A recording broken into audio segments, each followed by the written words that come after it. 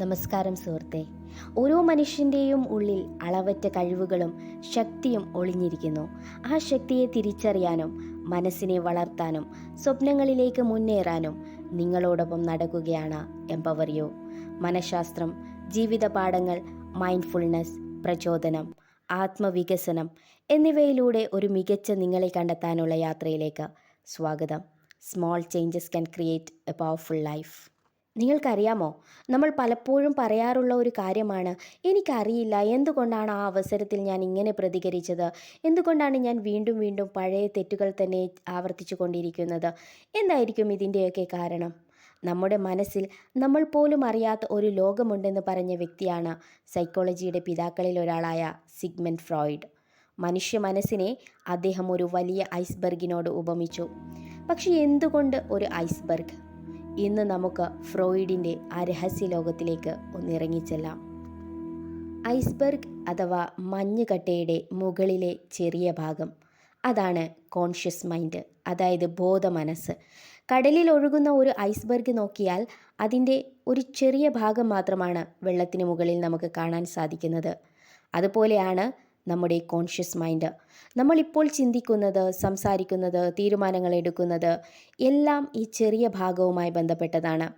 ഉദാഹരണത്തിന്, നിങ്ങളിപ്പോൾ ഈ വീഡിയോ കാണുന്നു എന്ന് നിങ്ങൾക്ക് ബോധ്യമുണ്ട്, അത് നിങ്ങളുടെ കോൺഷ്യസ് മൈൻഡാണ്. പക്ഷെ ഫ്രോയിഡ് ഇത്രയും മാത്രമല്ല പറഞ്ഞത്. ഇനി അടുത്ത ഭാഗമാണ് വെള്ളത്തിന് തൊട്ടു താഴെയുള്ള ഭാഗം, അത് പ്രീ കോൺഷ്യസ് മൈൻഡ്, അതായത് പൂർവ്വ ബോധമനസ്സ്. നമുക്ക് ഉടനെ ഓർമ്മയിൽ വരാത്ത, എന്നാൽ ആവശ്യമെങ്കിൽ ഓർമ്മിച്ചെടുക്കാൻ കഴിയുന്ന കാര്യങ്ങളാണ് ഇവിടെയുള്ളത്.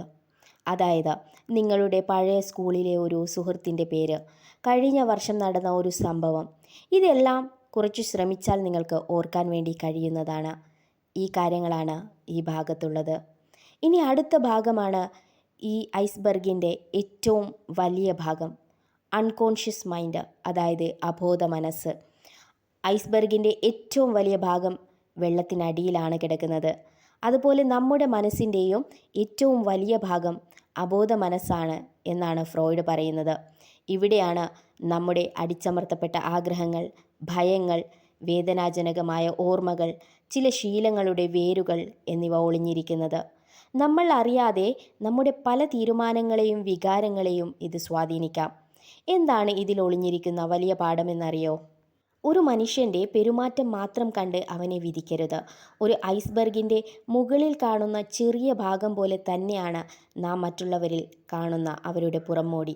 അവരുടെ ജീവിതത്തിലെ മുറിവുകൾ, അനുഭവങ്ങൾ, ഭയങ്ങൾ, സ്വപ്നങ്ങൾ, ഇതെല്ലാം വെള്ളത്തിനടിയിലുള്ള ഭാഗം പോലെയാണ്. അതുകൊണ്ട് കൂടുതൽ കരുണയോടെയും അവരെ മനസ്സിലാക്കിക്കൊണ്ടും ആളുകളെ സമീപിക്കണം. നിങ്ങളുടെ ജീവിതം മാറാൻ ഫ്രോയിഡിൻ്റെ ഒരു രഹസ്യം പറയാം. നിങ്ങളുടെ ജീവിതത്തിലെ പ്രശ്നങ്ങളുടെ കാരണങ്ങൾ പലപ്പോഴും പുറം ലോകത്തല്ല, നിങ്ങളുടെ ഉള്ളിൽ മറഞ്ഞിരിക്കുന്ന ചിന്താരീതികളിലും പഴയ അനുഭവങ്ങളിലുമാവാം. നിങ്ങൾ നിങ്ങളോട് തന്നെ ചില ചോദ്യങ്ങൾ ചോദിക്കുക. ഞാൻ എന്തുകൊണ്ട് ഈ കാര്യത്തെ ഭയപ്പെടുന്നു? എന്തുകൊണ്ടാണ് ഞാൻ വീണ്ടും വീണ്ടും ഒരേ തെറ്റ് ആവർത്തിക്കുന്നത്? എൻ്റെ ഈ വിശ്വാസം എവിടെ നിന്നാണ് വന്നത്? സ്വയം മനസ്സിലാക്കാൻ തുടങ്ങുന്ന നിമിഷമാണ് യഥാർത്ഥ ജീവിതത്തിൻ്റെ തുടക്കം. ഓർക്കുക, ഒരു ഐസ്ബർഗിൻ്റെ ശക്തി അതിൻ്റെ മുകളിൽ കാണുന്ന ഭാഗത്തല്ല, മറിച്ച് വെള്ളത്തിനടിയിലുള്ള വലിയ ഭാഗത്തിലാണ്. അതുപോലെ തന്നെ നിങ്ങളുടെ ശക്തിയും നിങ്ങൾ പുറത്ത് കാണിക്കുന്ന കഴിവുകളിൽ മാത്രമല്ല, നിങ്ങളുടെ മനസ്സിൻ്റെ ആഴങ്ങളിൽ ഒളിഞ്ഞിരിക്കുന്ന സാധ്യതകളിലാണ്.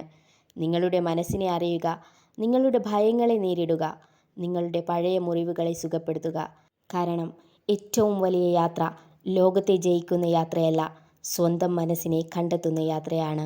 ശുഭാംസ്തു.